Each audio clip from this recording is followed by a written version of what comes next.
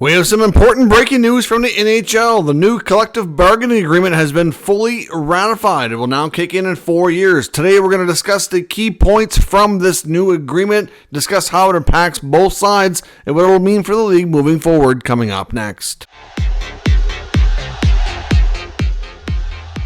So welcome back to another video here at Top Shelf Hockey. As I mentioned, we have some pretty important news in the NHL and regarding the NHLPA, the CBA, which we knew was agreed upon in principle through a memorandum of understanding between the NHL and the negotiating party for the NHLPA, has been fully voted on and fully ratified, which means the Players Association has fully accepted it. The owners are all fully in favor as well. So this is a done deal. When we get the announcement from Gary Bettman back just shy of 2 weeks ago, I think it wasn't, they had an agreement in principle, but now it's official, done deal, ratified, no going back. This will kick in next season, so not the coming season, but for 26-27. It's a 4-year agreement, which means we have NHLPA labor peace guaranteed until at least the year of 2030.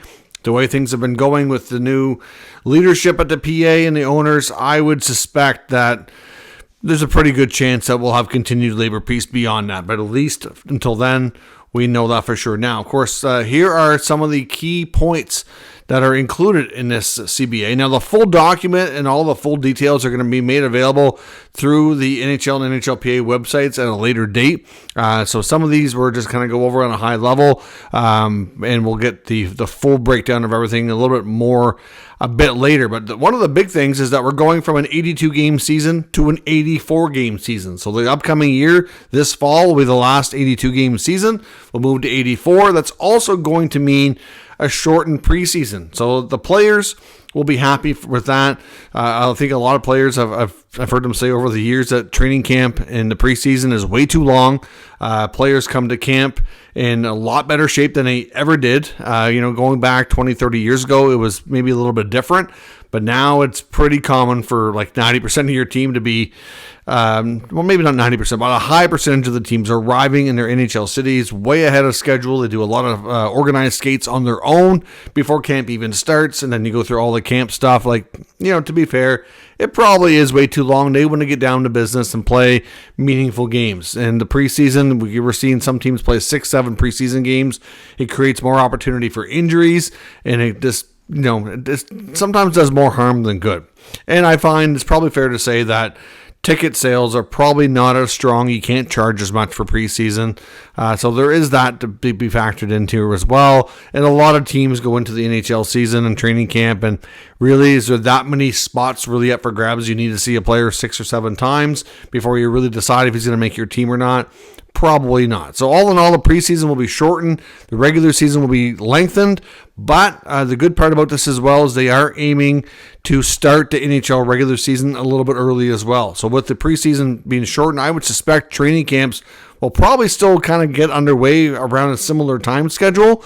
But instead of still having a preseason drag on till the end of September and the first part of October, that'll be gone. And that final week of September, we'll get our first regular season NHL game. So that will be good. It's probably not going to really mean anything for getting the Stanley Cup awarded any sooner.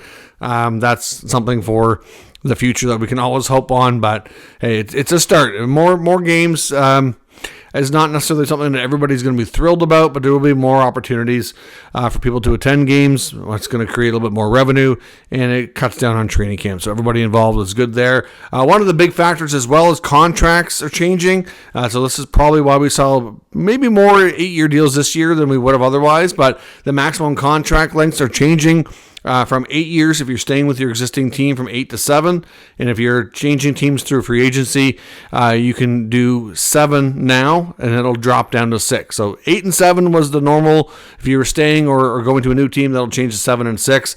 And of course, we only seen it a few times, but there will be no more deferred money allowed in these NHL contracts. The percentages of signing bonuses is also changing here as well, so there won't be quite as much variance. I think it was 60% of the yearly amount can be the maximum in bonus form. So that will probably level the playing field a little bit, because there's some teams have no problem paying out 90% or more in bonus. Basically, the minimum salary each year was the league minimum salary, not a percentage of the total earnings. So that will help even things out, especially for some of the smaller market teams that don't want to be paying out these massive bonuses on July 1st every year. They just don't have as much cash flow as some of the, much more wealthy teams around the NHL. Of course, all teams are going to get a permanent e-bug as well, so they'll have a traveling emergency goaltender that will stay with them, so they're not going to have beer league goalies show up, and create unfair situations anymore. We're also going to have, this is the part that I want to see more details on when they release the full document, is we know that the long-term injury reserve loophole is going to be closed for the playoffs. You're still going to be able to use LTIR through the regular season, but when there is going to be a form of a playoff salary cap. So we'll have to get the exact confirmation from the league on how that's going to work. But essentially, if you have a $9 million player go out and during the regular season and miss the rest of it, you add another $9 million player, you're not going to be able to play them both in the regular or into the playoffs. So you're still I don't think it's going to impact the amount of moves you see at the deadline, but you are going to probably see teams not necessarily acquire those high level, big. It's going to probably maybe reduce in some of the star players. You're also not going to have double retention. You can still have double retention on a player's contract, but there has to be a gap in between. It can't be all at the same time. So that part is also changing. We'll make trades from that perspective a little bit more challenging, but we'll also have a much bigger salary cap. The cap was flat. Double retention was really a workaround for a flat cap, with the number of dollars available now in the salary cap world and it going up every year. It shouldn't really be an issue, I wouldn't think. They're also not going to have a dress code anymore, so the players and teams can kind of make their own rules in that aspect. But the players can make their own rules essentially, because the league never really had a set rule, but teams cannot mandate a dress code for their players anymore. There's going to be a standardization of draft rights, because right now, depending on if you're coming from Canadian junior hockey or you're coming from college or you're coming from overseas, there's different rules on how long a team holds your draft rights and how long they have to sign you, and that's going to be changing, and it's going to be consistent across the board, which is good. Of course, the NHL minimum salary is going to be increasing gradually throughout this agreement here as well. We're also going to have at least one more Olympics. We know 2026 is a go. They signed all the paperwork with the IIHF to make that a for sure done deal now. There's no more guesswork. Even though it's been agreed to for a long time, the paperwork is finally signed, and we know that this agreement is for 2030 as well. And they also are planning to put on the World Cup of Hockey every 4 years, so that every 2 years between the Olympics and the World Cup, that there'll be an international tournament. The World Cup will be run and operated by the National Hockey League. So we've already got 2028 is already being worked on, and teams or cities, I should say, are already allowed to submit bids to be a host. So that's already kind of here in the works as well. So lots of things in this agreement are good. The 50-50 revenue split, which is a big one, is staying the same.